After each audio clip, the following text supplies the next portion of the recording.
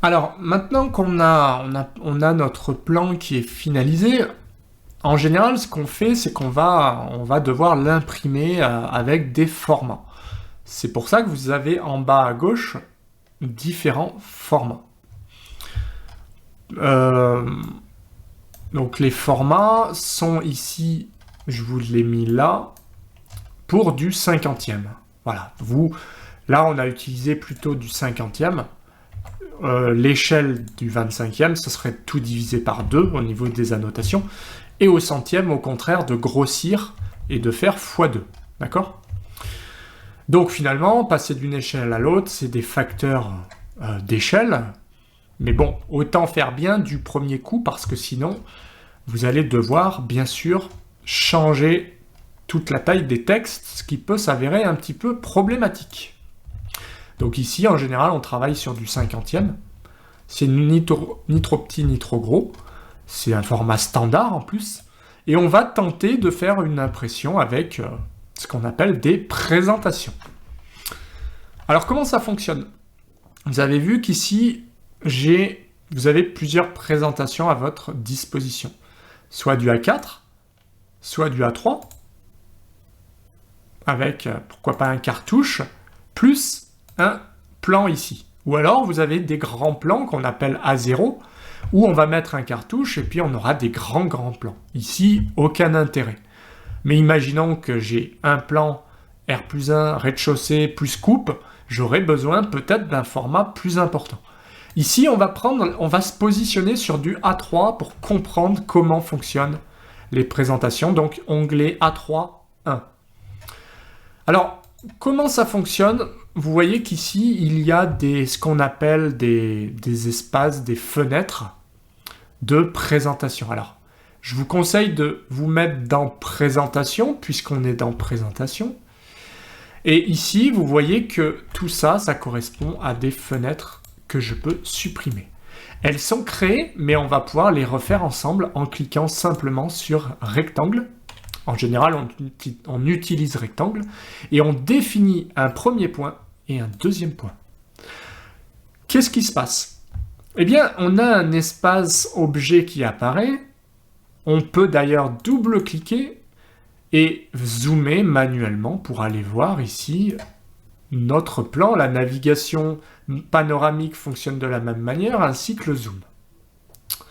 Je double-clique à l'extérieur pour valider ma sélection. Mais attention, il va falloir faire attention à une chose, c'est l'échelle. Vous voyez ici, je peux changer l'échelle et mettre du 50e. Je double-clique et j'aurai juste à affiner la position de mon plan, qui ici sera sur du A3 au 50e. Et je double-clique à l'extérieur du gris, donc pas dans le gris, mais à l'extérieur, parce que sinon je ne peux pas valider ma sélection. C'est un petit peu compliqué cet esprit présentation, parce que si je double-clique, je passe dans l'espace objet pour bouger, mais je suis dans l'espace objet. Pour en sortir, je n'ai pas d'autre choix que de double-cliquer à l'extérieur, comme ceci. Donc vous voyez, les échelles sont définies ici correctement. Dans certains cas, ce sera à vous de le faire, et vous devrez aller régler ici, dans Objet, les échelles ici qu'on voit, et personnaliser vos styles d'échelle propres, ce qui peut être un petit peu compliqué par rapport au format papier, par exemple. Donc ça peut être un petit peu plus problématique, c'est pour ça que je vous propose ce gabarit, sachant qu'il y en a d'autres, histoire d'avoir une trame. Comme ça, vous avez le 50e, le 25e, le 100e et bien d'autres. Donc, on retourne ici, et vous voyez qu'au 50e, on est plutôt pas mal. On est pas mal parce qu'on voit que l'emprise du A3 est comme ceci, et je peux imprimer directement. Alors, comment ça se passe? Une fois que vous avez fait rentrer votre plan, tant bien que mal, eh bien, vous pouvez simplement cliquer ici sur Tracer pour voir plus d'options. Alors, à savoir que vous avez du DWG to PDF qui marche bien par défaut. Si vous avez un traceur, vous ajoutez votre traceur. Vous pouvez aussi utiliser d'autres styles comme le Soft Print to PDF ou du PDF Creator. Moi, en général, je me contente de prendre le DWG to PDF et puis ensuite, j'enverrai au traceur ou à l'imprimante en 2 temps. Comme ça, en général, j'envoie le PDF directement. Ici, je sélectionne le format papier, c'est important. Vous voyez, il faut vraiment vérifier que vous êtes en A3 ou ISO A3 pour faire un appliqué à la présentation ici. Et là, vous pouvez faire un aperçu. Et vous avez vraiment l'aperçu de ce qui va sortir. Hein. C'est-à-dire que là, attention, c'est coupé. Donc, ça veut dire que ma cote, peut-être que je vais devoir la rapprocher. Je vérifie que mes textes, ils sont bons. Mes épaisseurs de mur sont bonnes. Mes épaisseurs de traits sont bons. J'ai même le tableau. Et vous voyez, par exemple, si je ne veux pas voir mon tableau, je fais échappe, annuler, sinon ça va imprimer. Et mon cadre, j'ai simplement à l'arrêter avant le tableau. Et là, il ne sera pas pris. En revanche, vous voyez, ici, il a été coupé. Ça veut dire que je vais double-cliquer, maintenir la molette, déplacer en panoramique et double-cliquer à l'extérieur. Cette fois-ci, il est dedans. En bas, je vérifie qu'il est dedans. Et maintenant, je refais un CTRL-P ou un tracé et un aperçu.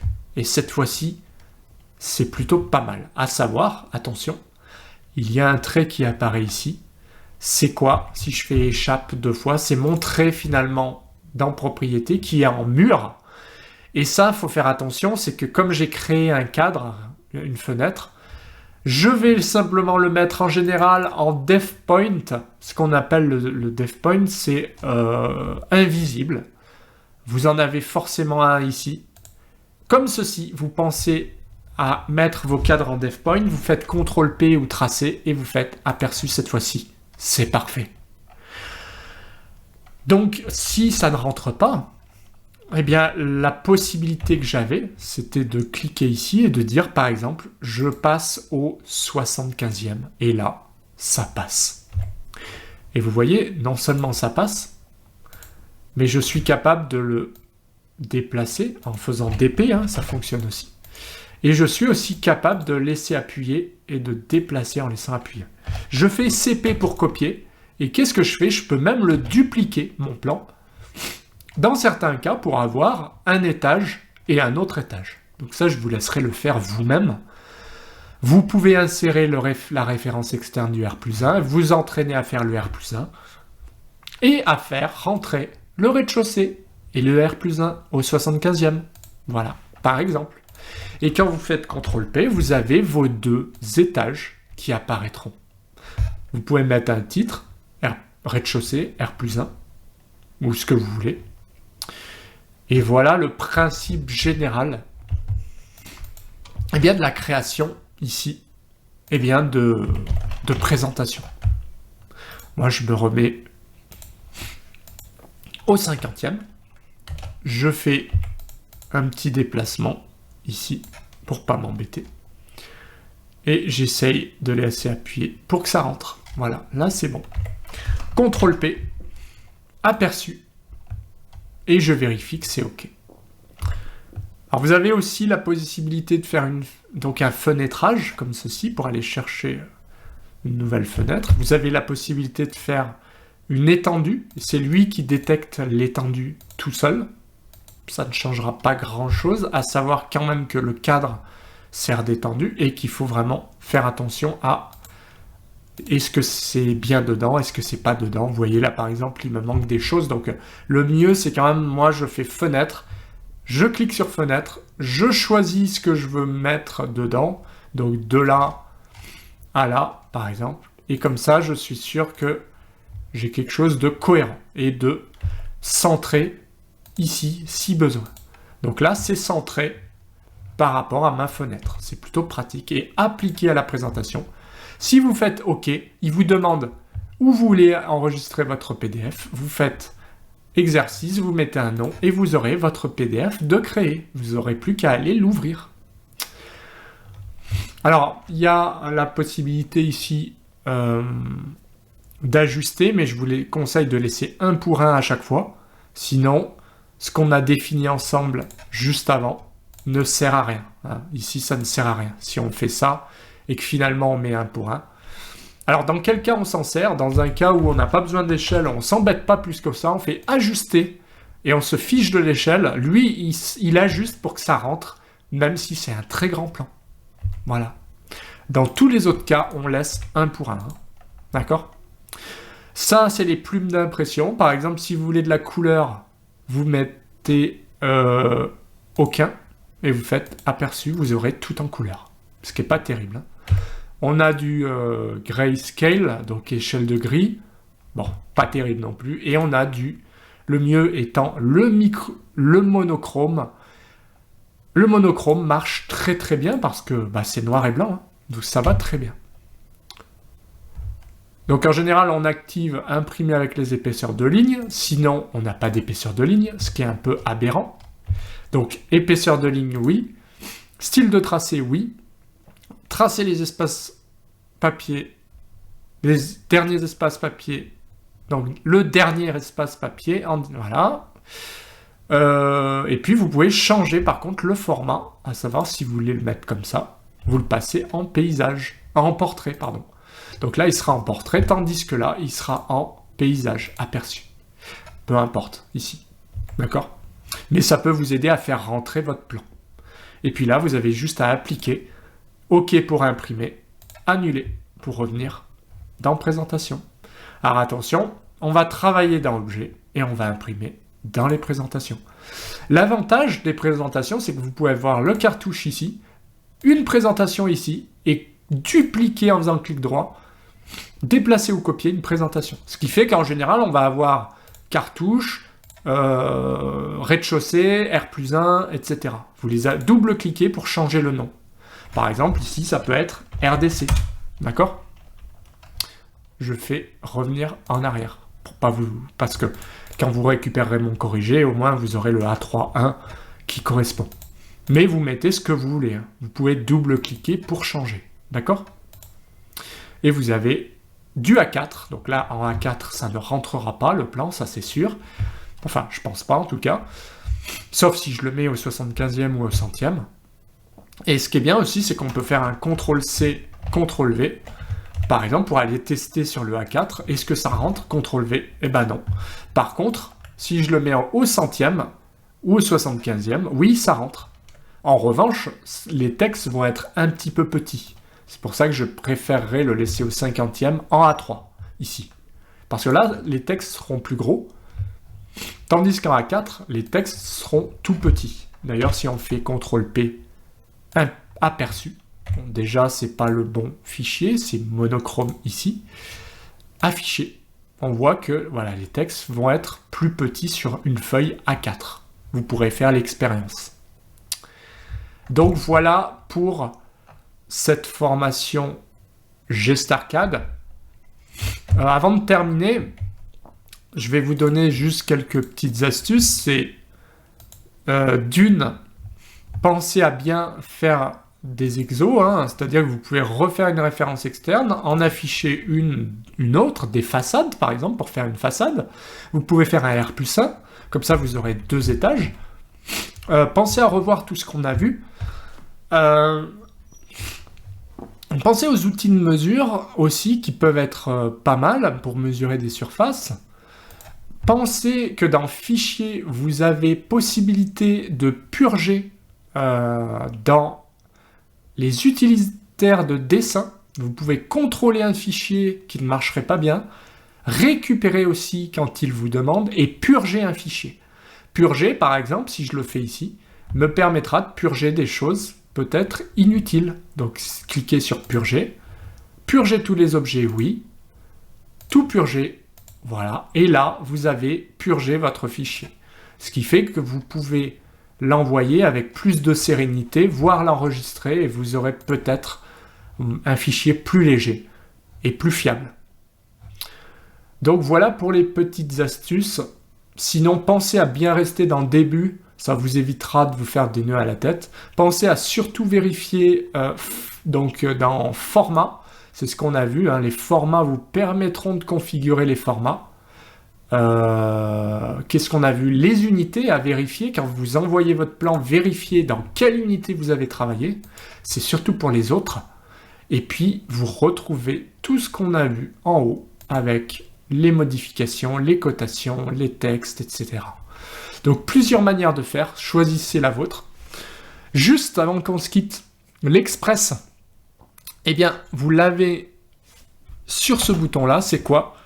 Je vous invite à tester parce que vous pouvez avoir des incréments, vous pouvez avoir des tableaux de surface ici, par exemple.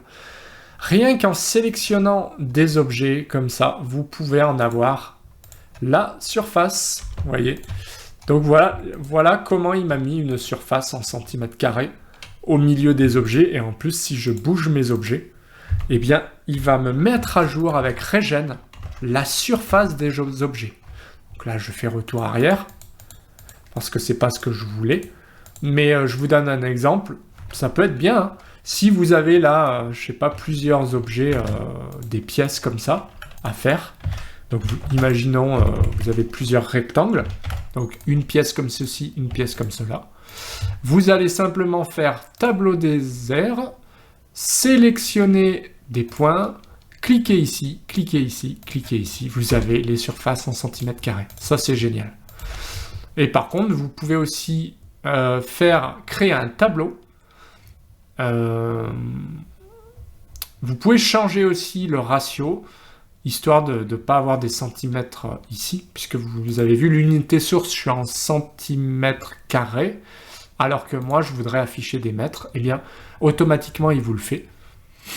On peut faire ça par numéro, juste pour vous montrer, créer un tableau, faire OK, donc un tableau, on sélectionne, tac, tac, tac, et on a directement le tableau à déplacer ici, qui est créé. C'est-à-dire que mon tableau, je fais ça, je vais aller un petit peu trop vite, je vais le mettre ici, ça, je vais le cliquer pour changer ici. Aïe, aïe, aïe, c'est pas facile les tableaux, hein. Voilà, donc là, tableau des airs, numéro 6, 7, 8, 6, 7, 8, j'ai 2,72, 4,61, etc. Je ne sais pas si c'est dynamique par contre. Alors non, c'est pas dynamique, il faudra peut-être le refaire. Bref, vous avez plusieurs manières de travailler avec les tableaux de surface ici. C'est super pratique. Et vous voyez, alors je commence par le numéro de départ 1, si besoin pour le tableau. Je choisis des points, hop, tac, voilà, tac, tac, tac, voilà.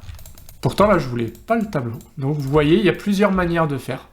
Oui, on peut avoir à la fois le tableau, ou que les airs ici, avec le numéro de départ. Sélectionner. Et ouais, c'est super pratique.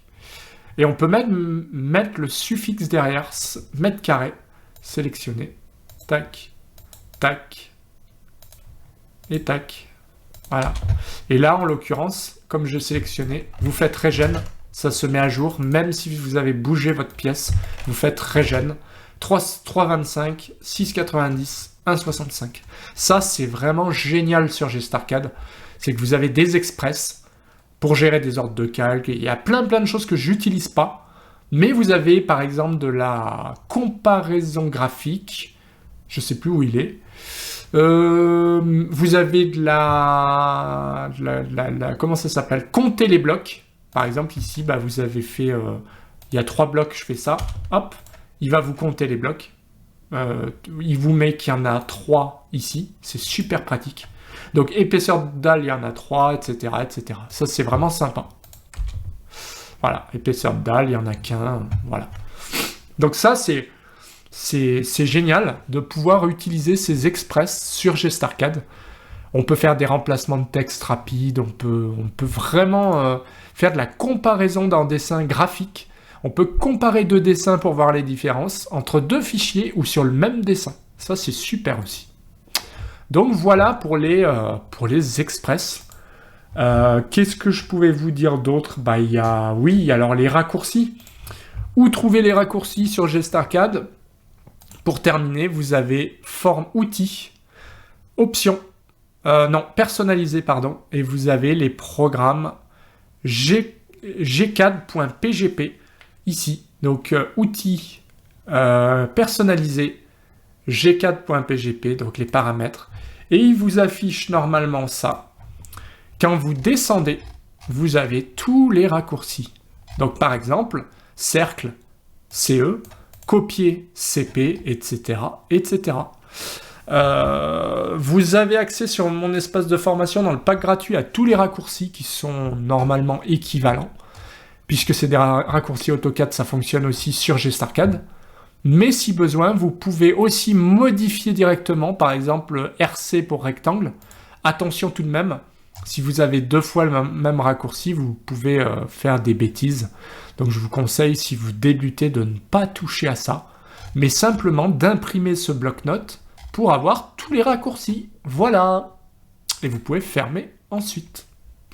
Donc ça, c'est vraiment très très pratique sur GStarCAD. Je pense qu'on a tout vu. Le reste, c'est vraiment pas forcément utile. Je pense au groupe. On a vu les blocs, c'est plus utilisé. On n'a pas vu non plus tout ça parce que, comme je vous l'ai dit, c'est trop compliqué si vous débutez.